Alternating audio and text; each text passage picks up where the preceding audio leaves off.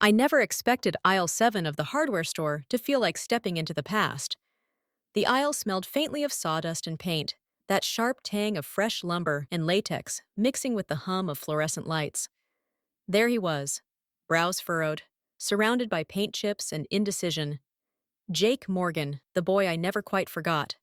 Jake Morgan, the boy from school, the one I had thought about through the years, wondering what might have been. I almost didn't recognize him. It had been 20 years, after all. Something in the way he stood, shoulders slightly tilted, that same thoughtful look, made the memory rush back all at once. I stood there staring, wondering if I should say anything. Then he looked up and we locked eyes. He blinked, then smiled. My stomach fluttered, as if those 20 years had folded into seconds. Claire? I laughed. Jake Morgan. Wow. He looked older, of course. We both did. But still familiar. Like a song I hadn't heard in ages but still knew all the words to. The rush of familiarity returned. Jake was solid, a little gray at his temples, and a few lines in his face, but someone who made you look twice. We hugged. It felt easy, not awkward, like I'd always imagined it would be. His jacket smelled faintly of cedar and coffee, grounding me in the present even as my mind raced back to the past. I thought you moved away, I said. I did. Boise for a while. Moved back 2 years ago. Dad's health was declining. He passed last summer, but I stayed, fixing up the house. I'm sorry to hear that, I said gently. I didn't know. What about you? He asked. Portland. Married young. 2 kids. Well, almost grown now. My husband and I moved back last fall to be closer to my mom. He looked a little stunned. You're here? Yep. Apparently fate wanted us both back in this town. Aisle 7 is not the most interesting place to meet an old acquaintance, but I suppose it will do. We both laughed, and after a few minutes of small talk, I said, Do you have time for coffee? I'd love to catch up. He looked at his cart and gave me that bright, honest smile that had always made my heart race. Now, instead of racing, it was nostalgia. I think the light fixtures can wait. The coffee shop was just down the street, someplace cozy and familiar. The air inside was warm and rich with the scent of espresso, the hiss of the milk steamer blending with low, unhurried conversation. Funny how the most ordinary places can hold the most unexpected conversations. We sat by the window, and the hour vanished like 5 minutes. About high school memories, college paths, the things we thought we'd do, and what we actually ended up doing. Jake had gone to school for engineering and had ended up starting his own business. I had trained to be a dental assistant, but had left it when I had children.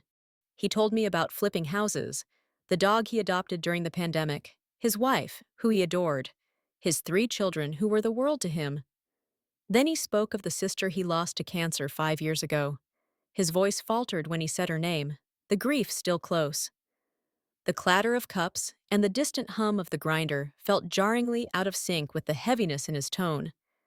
I told him about my oldest applying to med school and my youngest backpacking through Europe. About my husband's love of cooking and how I've somehow become the world's most reluctant gardener. We laughed, we got quiet, we remembered things. It was a window of the past that we both shoved open, allowing it to illuminate our hearts and minds in a way I had not experienced in years. You know, he said eventually, I used to imagine what it would have been like if I'd asked you out senior year. I smiled. You were going to? Almost did. Then I heard you were going to prom with Tyler James. I groaned. Worst date of my life.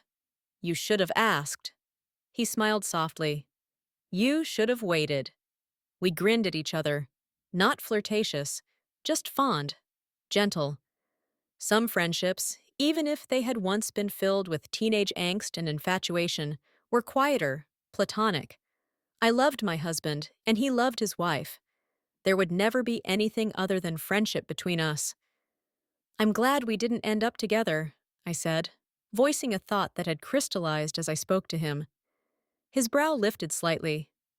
I thought you were secretly hoping I'd ask you to prom. I laughed and shook my head. No, I mean it, I continued. We had our lives. Our people. But if we had dated, I think it might have ruined this. Whatever this is. He nodded slowly. Yeah, I know what you mean. We finished our drinks. Neither of us was in a hurry. As we stood to leave, he said, maybe we could all get together sometime. Your husband, my wife, our children. Maybe a barbecue? I'd like that, I said honestly. I think they'd get along. We walked to our cars. Not side by side, but near enough. The late afternoon sun cast long shadows across the cracked asphalt, soft light catching the dust motes drifting lazily in the warm air. At the edge of the lot, he paused. We didn't get the story we once imagined, he said. But I'm glad we still get a story. I smiled. Me too. The air felt cooler now as the sun dipped low, a breeze lifting my hair as I watched him drive off. Not with sadness, not with longing, just peace. For years, I'd wondered if he was the one that got away. But now I knew he wasn't. Because sometimes the one that got away never really left at all.